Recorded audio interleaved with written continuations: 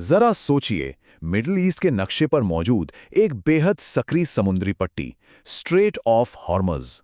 अगर किसी जियोपॉलिटिकल तनाव के चलते ये चोक पॉइंट अचानक बंद हो जाए, तो भारत की एनर्जी सप्लाई का आखिर क्या होगा?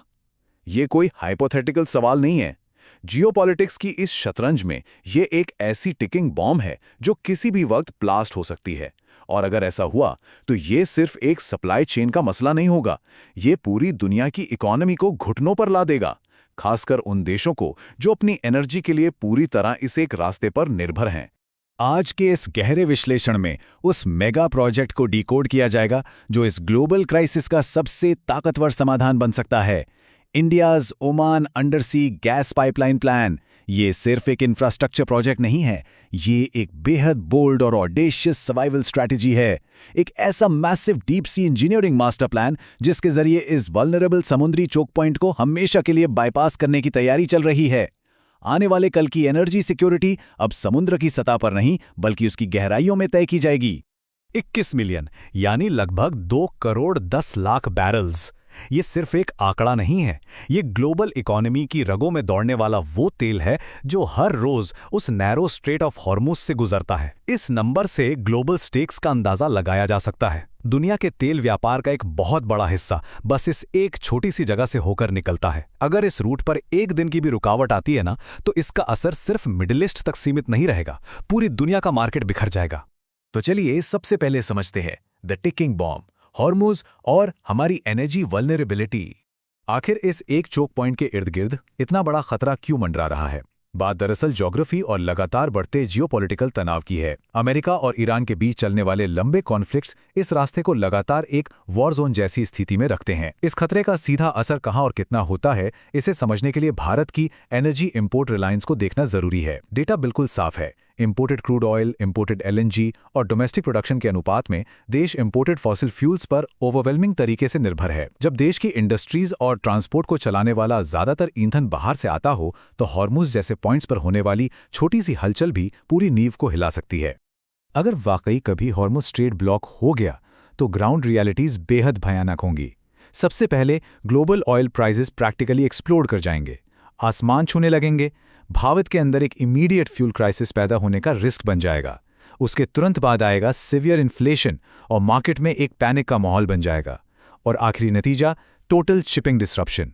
ये कैस्केडिंग इकोनॉमिक शॉक्स किसी सुनामी से कम नहीं होंगे। और यही सबसे बड़ी वजह है कि एक नए सुरक्षित रास्ते की तलाश अब एक विकल्प नहीं, मजबूरी बन चुकी है। और यहीं से शुरुआत होती है एक ऑडेशियस मास्टर स्ट्रोक की, द ओमान इंडिया रूट। जहां खतरा अपनी हदें पार करता है, वहीं पर स्ट्रेटेजिक प्लानिंग अपना मास्टर स्ट्रोक खेलती है। एक प्रपोज्ड सबसी गैस पाइपलाइन जो अरब सागर के तल पर बिछाई जाएगी, इसे डीप वाटर गैस रूट कहते हैं। ये एक ऐसा स्ट्रेटेजिक सबसी इंफ्रास्ट्रक्चर है जिसे समुद्र की अत्यधिक गहराइयों में एक्सट्रीम प्रेशर के बावजूद नेचुरल गैस ट्रांसपोर्ट करने के लिए इंजीनियर किया जाता है। इसका सबसे बड़ा मकसद यही है कि ये सतह पर मौजूद किसी भी वल्नरेबल मैरिटाइम चोक पॉइंट को कंप्लीटली बाईपास कर देता है। ये राउट जियोपॉलिटिकल थ्रेट्स को इंजीनियरिंग के जरिए मात देने का एक शानदार ब्लूप्रिंट है। ट्रेडिशनल शिपिंग और सबसी पाइपलाइन के बीच का फर्क समझना यहां बहुत जरूरी है। एक तरफ है ट्रेडिशनल शिपिंग जो सरफेस लेवल पर होती है, ये लगातार वल्नरेबल है और पायरेसी या वॉर ब्लॉकेड्स का आसान शिकार बन सकती है। दूसरी तरफ आती है सबसी पाइपलाइन की ताकत। ये कंप्लीटली सिक्योर है, समुद्र की गहराइयों में छुपी हुई है, डायरेक्ट रूट पर है और सतह पर होने वाले किसी भी वॉर या मैरिटाइम डिसरप्शन से पूरी तरह इम्यून है। इस फर्क से यह साफ हो जाता है कि एक डीप सी पाइपलाइन आखिर एक अल्टीमेट स्ट्रेटेजिक अपग्रेड क्यों है। अब देखते हैं इस प्रोजेक्ट का सबसे मुश्किल हिस्सा, conquering the abyss, engineering the Arabian Sea. इस थ्योरी को सच्चाई में बदलना एक इंजीनियरिंग चमत्कार जैसा है। समुद्र के तल पर हजारों मीटर नीचे, जहां रोशनी तक नहीं पहुंचती और प्रेशर हद से ज्यादा होता है, वहां इंफ्रास्ट्रक्चर खड़ा करना एक अनप्रेसिडेंटेड टेक्निकल चैलेंज है। इस मॉन्यूमेंटल प्रोजेक्ट के 3 मुख्य कदम हैं। पहला है डिजिटल ओशन फ्लोर मैपिंग और सर्वेइंग।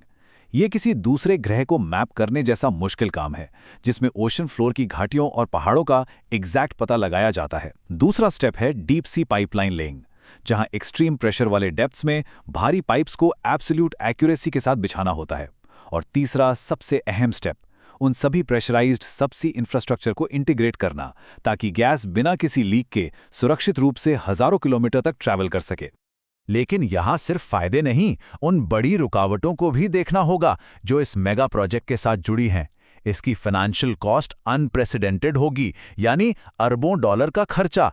फिर एक्सट्रीम डीप सी कंस्ट्रक्शन की अपनी हजारों टेक्निकल मुश्किलें हैं, जहां एक छोटी सी गलती भी पूरे प्रोजेक्ट को तबाह कर सकती है। इसके अलावा फ्राजाइल मरीन इकोलॉजी से जुड़े एनवायरमेंटल कंसर्न्स भी एक बड़ा मुद्दा है, और सबसे बड़ा फैक्टर मिडिल ईस्ट में शामिल देशों की लॉन्ग टर्म पॉलिटिकल इंस्टेबिलिटी का रिस्क। ये एक ऐसा साया है जो हमेशा इस प्रोजेक्ट पर मंडराता रहेगा। द न्यू वर्ल्ड ऑर्डर और इसका जियोपॉलिटिकल इम्पैक्ट। इन तमाम मुश्किलों के बावजूद अगर ये प्रोजेक्ट सफल हो जाता है तो इसका अंजाम पूरी जियोपॉलिटिक्स को बदल कर रख देगा। भारत के लिए इस पाइपलाइन से कई बड़ी स्ट्रैटेजिक जीत हासिल होंगी। पहला, ये ग्लोबल चोक पॉइंट्स को कंप्लीटली बाईपास कर देती है। दूसरा, देश की लगातार बढ़ती इकोनॉमी के लिए एक स्टेबल और long term gas supply ensure हो जाती है।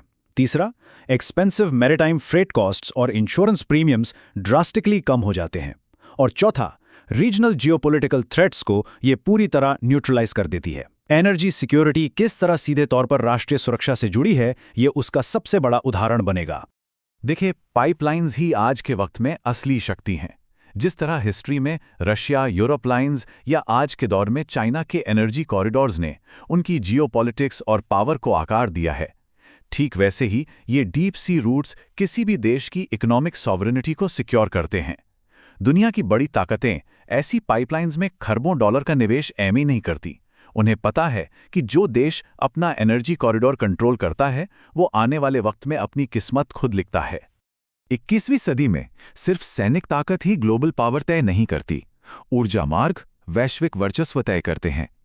किसी देश तक आने वाले एनर्जी रूट्स और उन रास्तों की सुरक्षा ये डिफाइन करती है कि आने वाले वक्त में ग्लोबल सुप्रीमेसी किसकी होगी। एक नए दौर में इंफ्रास्ट्रक्चर सबसे शक्तिशाली हथियार बन चुका है। तो इस विश्लेषण के आखिर में एक बेहद गहरा सवाल उठता है। जैसे जैसे विश्व की व्यवस्था बदल रही है, क्या समुद्र का अंधेरा तल अगला बड़ा भूराजनीतिक युद्ध क्षेत्र बनने जा रहा है? ये एक ऐसा सवाल है जो आने वाले दशकों की दुनिया की तस्वीर बनाता है और एनर्जी जियोपॉलिटिक्स के एक बिल्कुल नए युग की आहट देता है।